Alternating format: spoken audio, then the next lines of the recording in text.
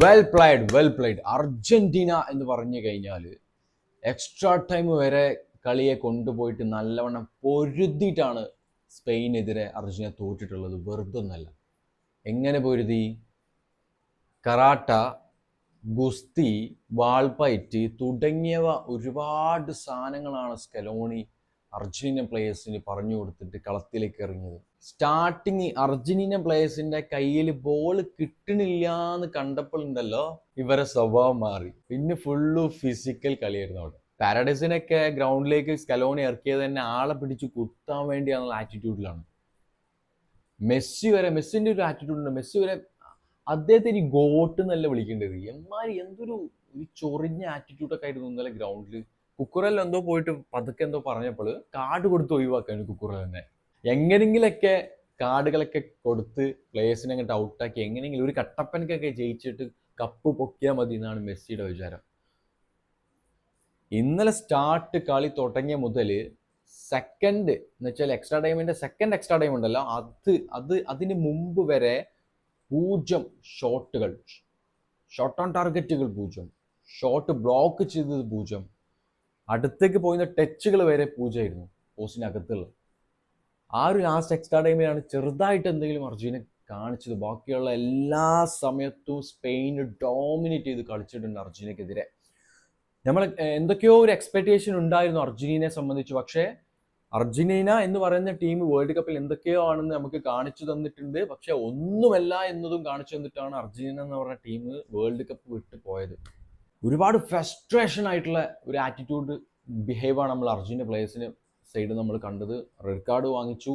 അതുമാത്രമല്ല വീണ്ടും ഒരു റെഡ് കാർഡ് വാങ്ങിക്കാനുള്ള എല്ലാ കാര്യങ്ങളും ചെയ്തിട്ടുണ്ട് വെരഡസിന്റെ റെഡ് കാർഡ് അതിനെ മുമ്പ് കൊടുക്കേണ്ടതായിരുന്നു. ആറ്റിറ്റ്യൂഡിൽ റഫറിന്റെ മുന്നിൽ വെച്ചിട്ടാണ് സ്പെയിൻ്റെ പ്ലേയേഴ്സിനെ തള്ളിയിട്ട്. സ്പെയിൻ്റെ പ്ലേയേഴ്സ് വളരെ കാമായിട്ട് ഒരുപാട് സമയങ്ങളിൽ അലക്സ് ബെയ്ന എന്ന് പറഞ്ഞ പ്ലെയർ ഒന്നുകൂടിയും ഫ്രസ്ട്രേറ്റ് ചെയ്ത് സ്പെയിനിൽ കളിച്ചെന്ന് എനിക്ക് തോന്നുന്നു. ബാക്കിയുള്ള എല്ലാ പ്ലെയറും വളരെ കാമായിട്ട് കളിച്ചു. യാമിൽ അമാനെ കുറിച്ച് പറയാല്ല, ഹാറ്റ്സ് ഓഫ്. ഒരുപാട് കിഡിലൻ മൂവ്മെന്റുകൾ കളി കണ്ടപ്പം ലാമിൻ അമാന്റെ ഭാഗത്ത് നമ്മൾ കണ്ടു. മെസ്സിന്റെ ഭാഗത്ത് നിന്നൊന്നും കാണാനില്ല. കിട്ടേണ്ട ടീമിനെ കിട്ടിയപ്പോൾ അർജന്റീന എന്താണ് എന്നുള്ളത് നമുക്ക് വളരെ കറക്റ്റായിട്ട് നമ്മൾ കാണിച്ചു തന്നു. ഇതിനെക്കാട് നന്നായിട്ട് കളിച്ചിട്ടില്ലേ കോപ്പ വെർഡെ, പോർച്ചുഗൽ ഇതിനെക്കാട് നന്നായിട്ട് കളിച്ചിട്ടില്ലേ? കോപ്പ വെർഡെ എന്ന് പറഞ്ഞ ടീം ഇതിനേക്കാൾ നന്നായിട്ട് സ്പെയിനെതിരെ കളിച്ചിട്ടുണ്ട്. പോർച്ചുഗൽ എന്ന് പറഞ്ഞ ടീം ഇതിനേക്കാൾ നന്നായിട്ട് സ്പെയിനെതിരെ കളിച്ചിട്ടുണ്ട്. ഇതെന്താണ്? ഇതൊന്നുമല്ല. ഒരു വേൾഡ് കപ്പിന്റെ ഫൈനലിന്റെ ഒരു അംശം പോലും അർജന്റീന സ്പെയിനുമായിട്ട് ഏറ്റുമുട്ടിയപ്പോൾ കണ്ടിട്ടില്ല.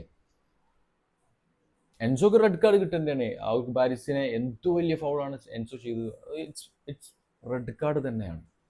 റഫറി കിഡിലായിരുന്നു, കറക്റ്റ് റഫറിങ് ആയിരുന്നു. കൊടുക്കേണ്ട കാര്യത്തിനൊക്കെ കൊടുത്തിട്ടുണ്ട്, വേണ്ടാത്ത കാര്യത്തിനൊന്നും റഫറി വിളിച്ചിട്ടില്ല. സ്പെയിൻ്റെ ടച്ചുകളൊക്കെ അബ്സല്യൂട്ട്ലി കില്ലിംഗ് ആയിട്ടുള്ള ടച്ചുകളായിരുന്നു. ഒരു ഫിനിഷറിന് കുറവില്ല എന്നാണ് സ്പെയിനെ സംബന്ധിച്ച്. അത് നമുക്ക് ആദ്യം അറിയാം.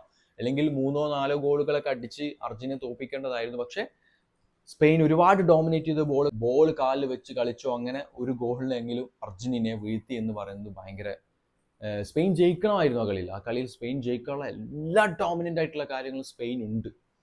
സ്പെയിൻ ജയിച്ചില്ലെങ്കിൽ അതൊരു ഭയങ്കര വിഷമായിരുന്നതിന്. അത്രയും കിടിലായിട്ട് സ്പെയിൻ കളിച്ചിട്ടുണ്ടായിരുന്നു ആ കളി. അങ്ങനെ വില്യംസിന്റെ കിടിലൻ പാസിലൂടെ ഫെറാൻ ടോറസിന്റെ ഒരു കിടിലൻ സ്ട്രൈക്കിലൂടെ സ്പെയിൻ ഗോൾ അടിച്ച് കളി ജയിപ്പിക്കുകയാണ് ചെയ്തത്. സോ ഇറ്റ്സ് ബ്രില്യൻ മൂവ്മെന്റ് ആയിരുന്നു ആ സമയത്ത്. പിന്നെ യമാലിലേക്ക് നോക്കുകയാണെങ്കിൽ ഏറ്റവും പ്രായം കുറഞ്ഞ ഒരു താരം 2024 യൂറോ കപ്പ് അടിക്കുന്നു. അത് കഴിഞ്ഞ് 2026 വേൾഡ് കപ്പ് അടിക്കുന്നു. യമാലിന് ഇനി എന്താ സ്വന്തമാക്കാനുള്ളത്? 2 കിടിലൻ സാധനങ്ങളും സ്വന്തമാക്കി കഴിഞ്ഞു. പിന്നെ ഫൈനലിസ്മ എന്ന് പറഞ്ഞ trophy Spain versus Argentina match കളിക്കാതാണ് അത് അർജന്റീനക്ക് കൊടുത്തത്. ഇനിയൊന്നും പറഞ്ഞിട്ട് കാര്യമില്ല.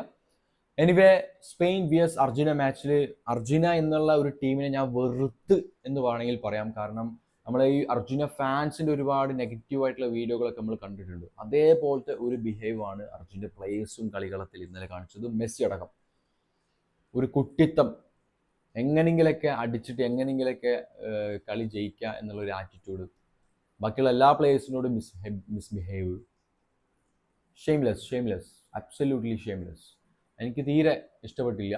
ശരിക്കും ഇന്നലെ നടന്നൊരു യുദ്ധമാണ്. ഇസ്രായേലിനെ സപ്പോർട്ട് ചെയ്ത് അർജന്റീനക്കെതിരെ സ്പെയിൻ്റെ പിള്ളേർ നടത്തിയൊരു യുദ്ധം. ജയിച്ചത് വളരെ കറക്റ്റായി എന്ന് ഞാൻ പറയുന്നു. ഓക്കെ ഫ്രണ്ട്സ്, വീഡിയോ അവസാനിപ്പിക്കുന്നു. നിങ്ങളുടെ അഭിപ്രായം കാര്യങ്ങളൊക്കെ കമന്റ് ബോക്സിൽ കമന്റ് ചെയ്യാം. Bye, it's me scorer's mind.